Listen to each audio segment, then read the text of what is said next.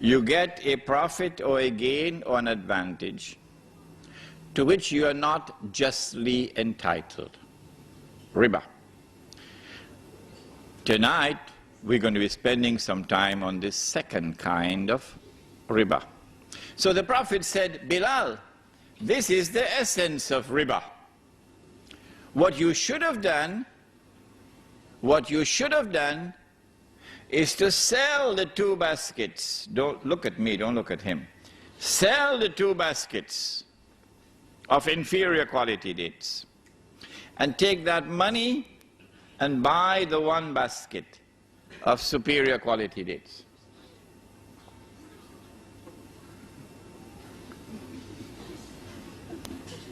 And so they had equal value, equal value.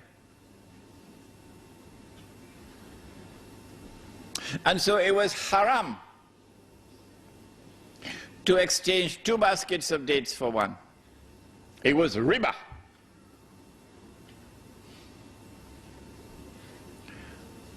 But Umar radiallahu ta'ala anhu exchanged 4 camels for 1. And that was not haram. Why was this haram and that not haram? And Ali radiallahu ta'ala anhu exchanged 20 camels for 1. These 20 may have been baby camels, and this one may have been a pregnant camel. And there was not haram. So the question we asked tonight is, why was it haram to exchange 2 baskets of dates for 1, and there was riba, but it was not haram to exchange 4 camels for 1 or 20 camels for 1? That's a good question, isn't it? You're lucky I don't have the time to question you tonight. To answer that question, we must go to another hadith. And you've all heard this hadith before, all of you. It is in Sahih Bukhari. The Prophet sallallahu ta'ala alayhi wasallam is describing a transaction in which there is an exchange of gold for gold, or silver for silver, or wheat for wheat, or barley for barley, or dates for dates. This is the one, dates for dates, or salt for salt. And he is declaring, once it is like for like, it must be equal for equal. 2 baskets on this side, you must have 2 baskets on this side. If not, it is riba. Why is it riba? Remind me to answer that question if I forget. Why would it be riba? If I exchange 2 baskets of dates for 1, why? Before we answer that question, and also remind me, because I forget, you know, remind me to answer the question, why is the 4 camels for 1 not riba? Okay. When we look at this hadith, there are 6 items mentioned. 2 of them are precious metals, gold and silver, and the other 4 may be described as commodities. What is there which is common to all 6 of them? There are 2 things which are common to all 6 of them. The first is this, that all 6 were used as money in the market in Medina. If there was a shortage of gold and silver coins, they would use dates as money in Medina. The second thing which is common to all 6, which the Prime Minister of Malaysia has only now understood, when the sun is already setting, is that in all 6,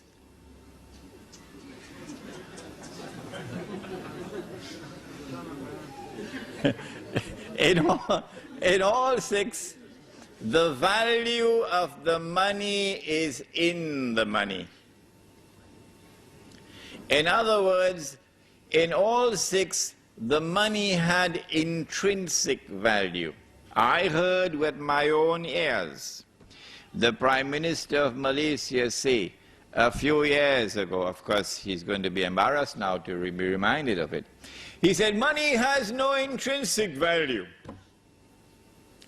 Now he's backpedaling because now he's beginning to learn a little thing from us who are teaching this subject for years now. And so the two things which are common are, number one, all six were used as money. And number two, in every case, the money had intrinsic value.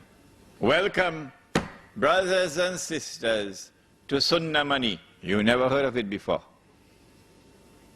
You heard about the Sunnah, it's the beard. You heard about Sunnah, Salat. But you never heard about Sunnah money before. First time. What is Sunnah money? Sunnah money is either precious metals or commodities. And Sunnah money is money which has intrinsic value. I leave behind me two things. So long as you hold on to them, you will never go astray. The Book of Allah and my Sunnah. And this is also his Sunnah. And we've abandoned it today. This is riba. We will explain to you how it is riba.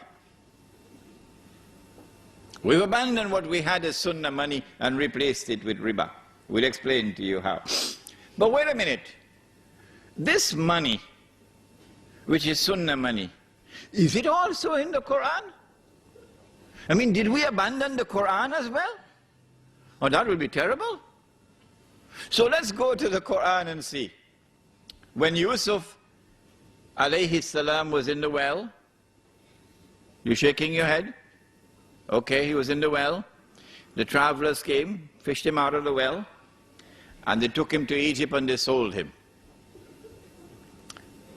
Surah Yusuf.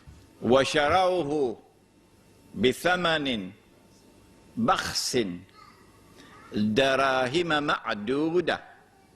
And they sold him for a few measly dirhams. What is this word dirham?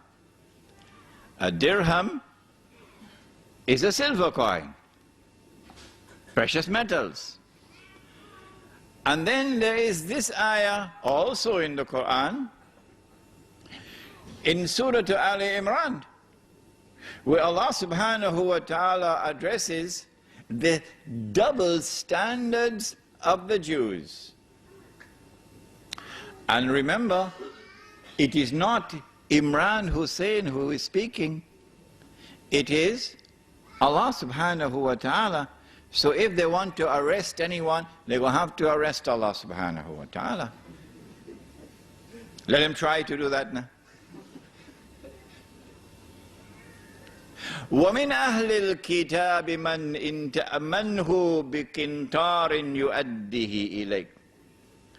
And amongst the Ahlul Kitab, here it is the Jews, there are those who, if you entrust them with a qintar, 1,200 gold coins. It's about 350,000 US dollars. Could you kindly keep this for me safely? When you want it back, they will return it to you. Why? Because you're a Jew. وَمِنْهُمْ مَنْ تَأْمَنْهُ بِدِينَارٍ لَا يُؤَدِّهِ إِلَيْكَ. But amongst them there are those who, if you give him a dinar, a gold coin, could you kindly keep this safely for me? When you want it back, you can't get it back.